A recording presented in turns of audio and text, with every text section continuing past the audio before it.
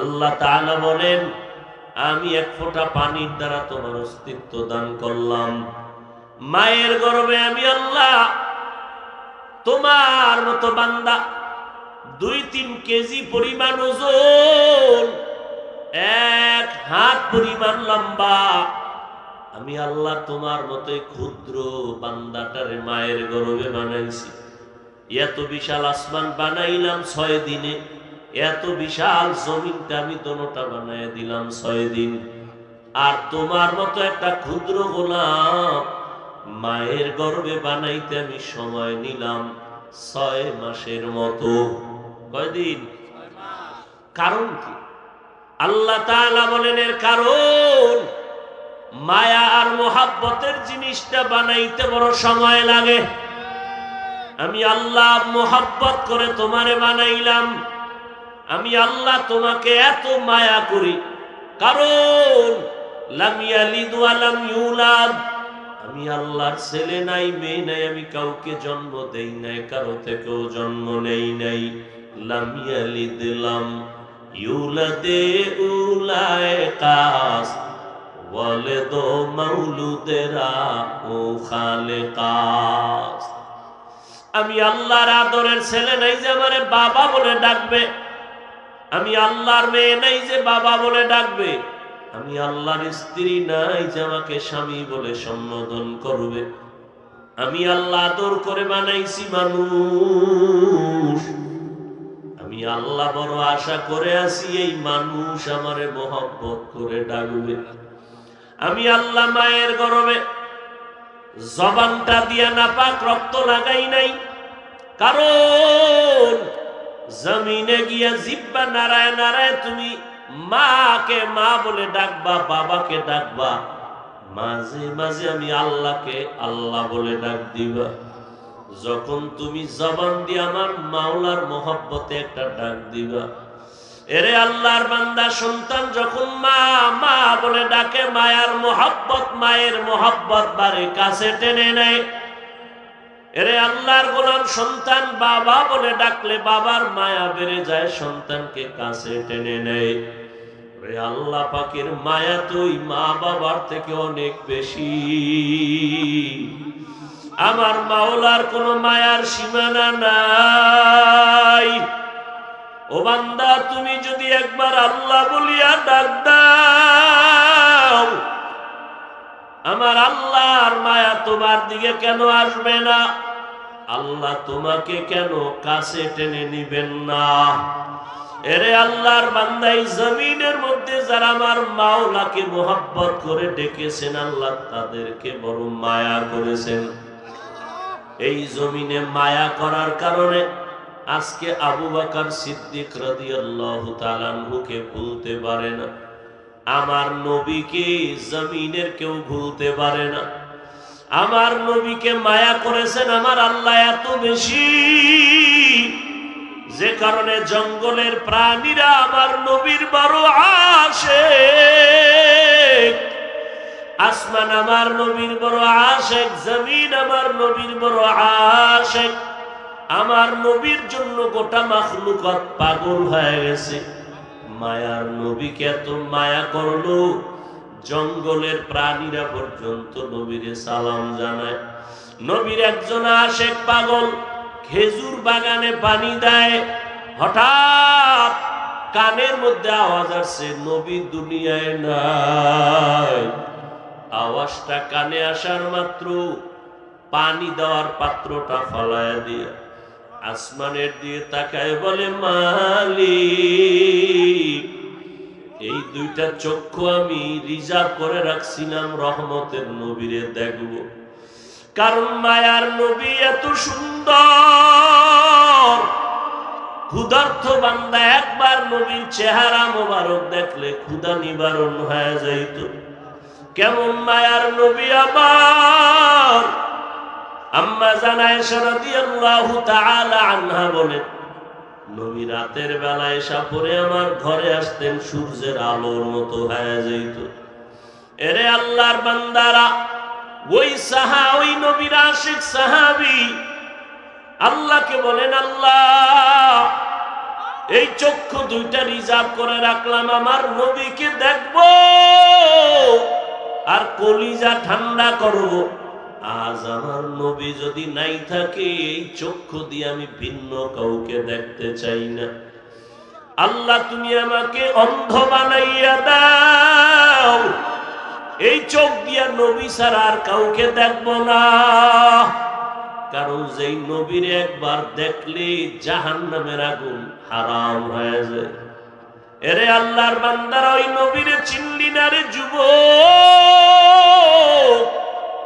যেই নবীর জন্য জঙ্গলের প্রাণীরা পাগল, ওই নবীর উম্মত হইয়া নবীকে চিনলে না রে বাবা। আমার মায়ার নবীর কোনো গুনাহ নাই, শরীরে মশা মাছি পড়া হারাম, এরপরেও আমার নবী কত কষ্ট করে উম্মতের মায়ায় দাওয়াতের জন্য গেছেন।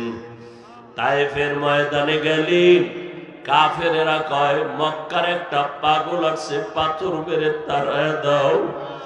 ছোট ছোট বাচ্চারা পাথরগুলো হাতে নিয়ে বৃষ্টির মতো নবীর শরীরের মধ্যে আঘাত, পাথরের আঘাতে আঘাতে নবীর শরীর মোবারক থেকে রক্ত পড়িয়া জুতা আটকাইয়া গেল। আমার আল্লাহ বলে জিবরাইল যাও, আমার নবীর কান্না সহ্য করা যায় না। জিবরাইল এসে বলে নবী অর্ডার করেন, তায়েফের জমিন উল্টায় দেই।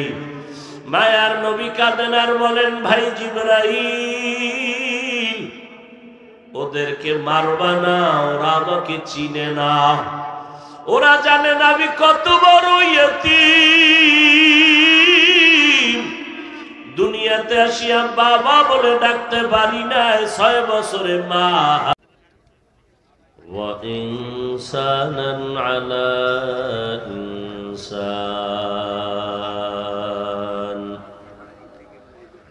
ونشهد أن لا إله إلا الله وحده لا شريك له ونشهد أن سيدنا ومولانا محمدا عبده ورسوله أرسله بالحق بشيرا ونذيرا وداعيا إلى الله بإذنه وسراجا منيرا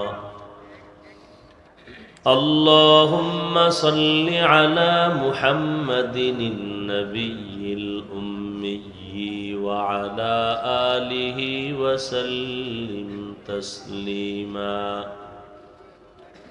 وبعد فأعوذ بالله من الشيطان الرجيم بسم الله الرحمن الرحيم قل يا عبادي الذين أسرفوا على أنفسهم لا تقنطوا من رحمة الله إن الله يغفر الذنوب جميعا إنه هو الغفور الرحيم وقال النبي صلى الله عليه وآله وسلم التائب من الذنب كمن لا ذنب له أو كما قال النبي عليه الصلاة والسلام صدق الله مولانا العظيم وصدق رسوله النبي الأمي الكريم ونحن على ذلك من الشاهدين والشاكرين والذاكرين والحمد لله رب العالمين سبحانك لا علم لنا إلا ما علمتنا إنك أنت العليم الحكيم رب اشرح لي صدري ويسر لي أمري واحلل عقدة من لساني يفقه قولي সাউন্ড বাড়াও না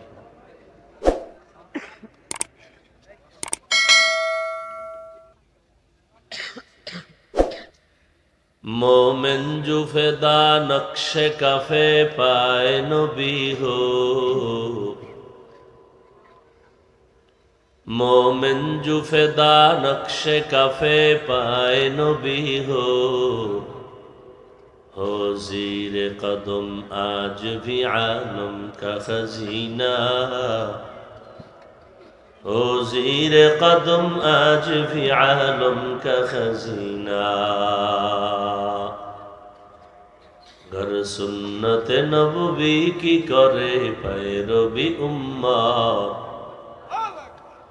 गर सुन्नत नबवी की करे पैरवी उम्मत तूफान से निकल जाएगा फिर इसका सफीना तूफान से निकल जाएगा फिर इसका सफीना आशिक हो बिरादर शहंशाह दो आलम आशिक हो बिरादर शहंशाह दो आलम मिश्को से ज़ियादा मुबारक जिसका पसीना मिश्को से ज़ियादा मुबारक जिसका पसीना कर दिल में तड़प हो मेरे आका का ज़ियारत कर दिल में तड़प हो मेरे आका का ज़ियारत एक आन में आए नबी दिखला दे मदीना एक आन में आए नबी दिखला दे मदीना वॉल्यूम বাড়াইতে পারো না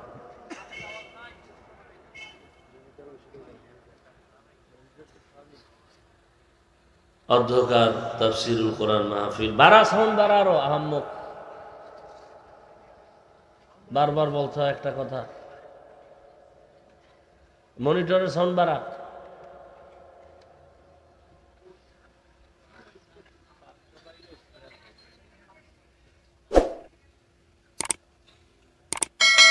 অত্র জামিয়ার পক্ষ থেকে আয়োজিত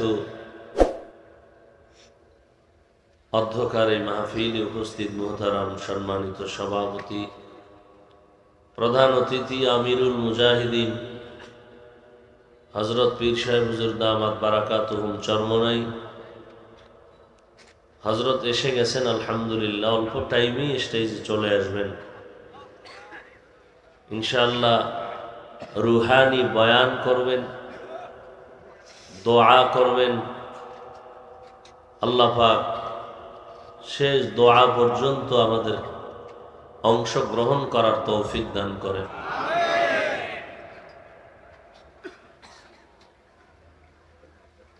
বেশি সময় বয়ান তো আপনারা সব সময় শুনেন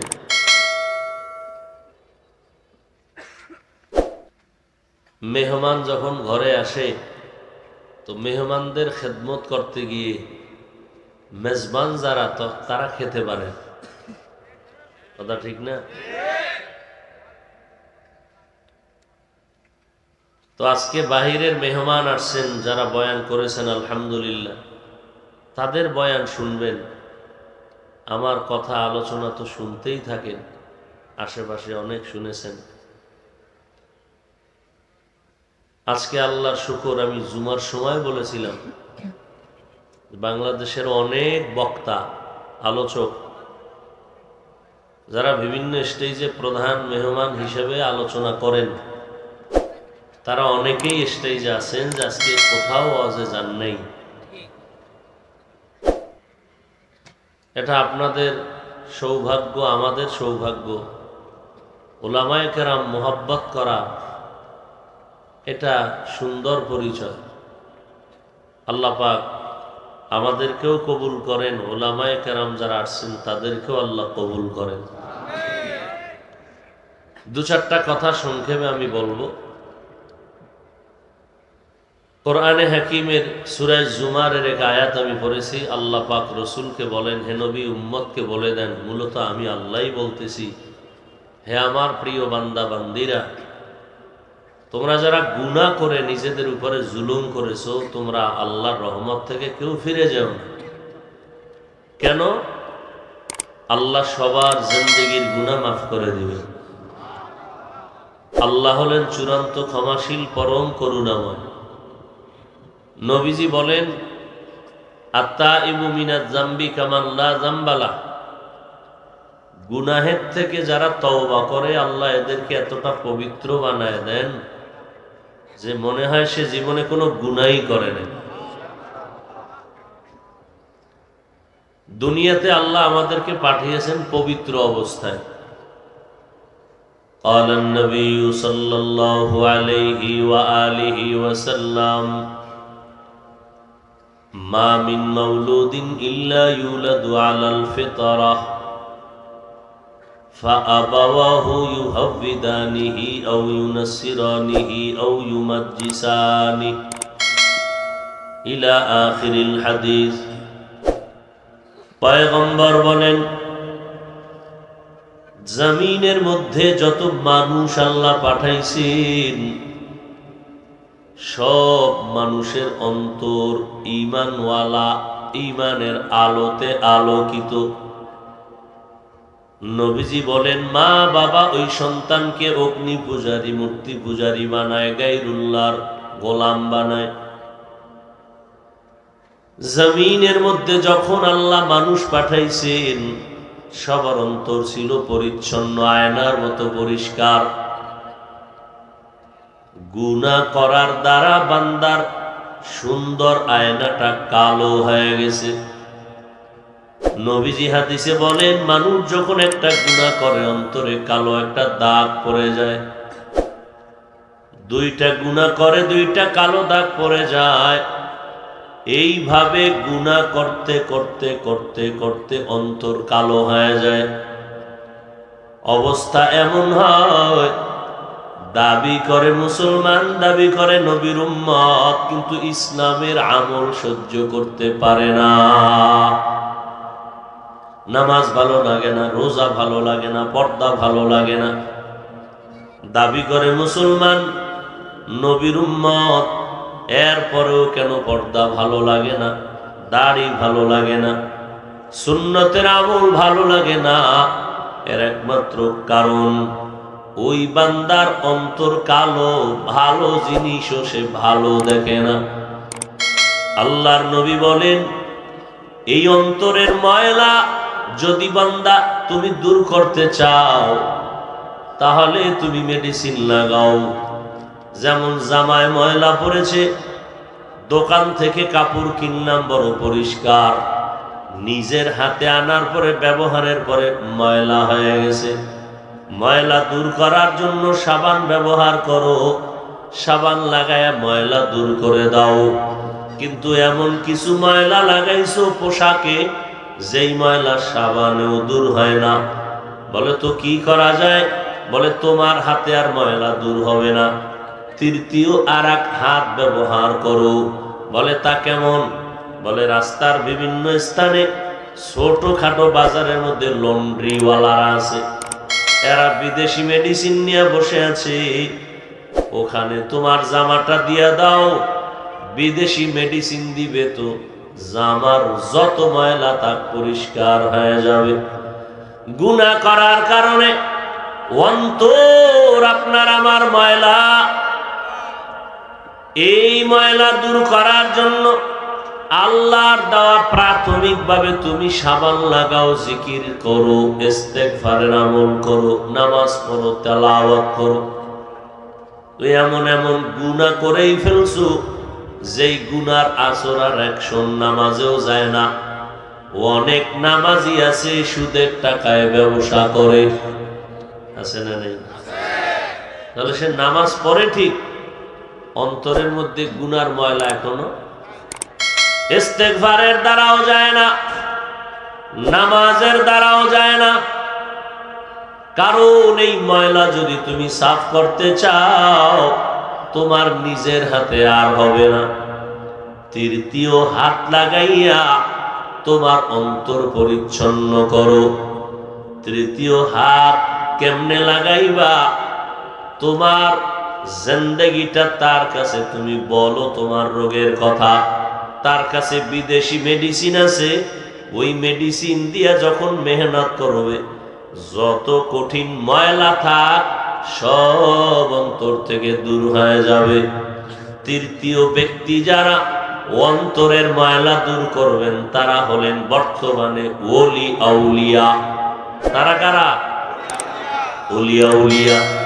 আর বিদেশি মেডিসিন যেটা ব্যবহার করবে, যেই মেডিসিন জমিনে পাওয়া যায় না, যেই মেডিসিন ডাক্তার, প্রফেসর, ইঞ্জিনিয়ারের কাছে পাওয়া যায় না, ওই মেডিসিন পাওয়া যাবে একমাত্র ওলি আউলিয়ার কাছে। ওই মেডিসিন হলো তাকওয়া।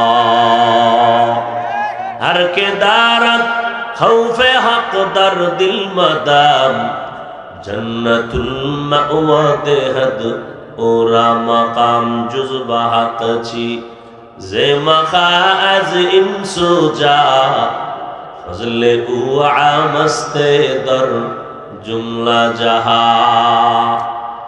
अल्लाह ताआला बोलेन आमार प्रिय बान्दा जारा जमीने তোমরা আমার, আমি জহুরের সময় জুমায় বলেছিলাম দুনিয়ার সব আল্লাহ মানুষের জন্য বানাইছেন, আর মানুষ আল্লাহর গোলামির জন্য বানাইছেন।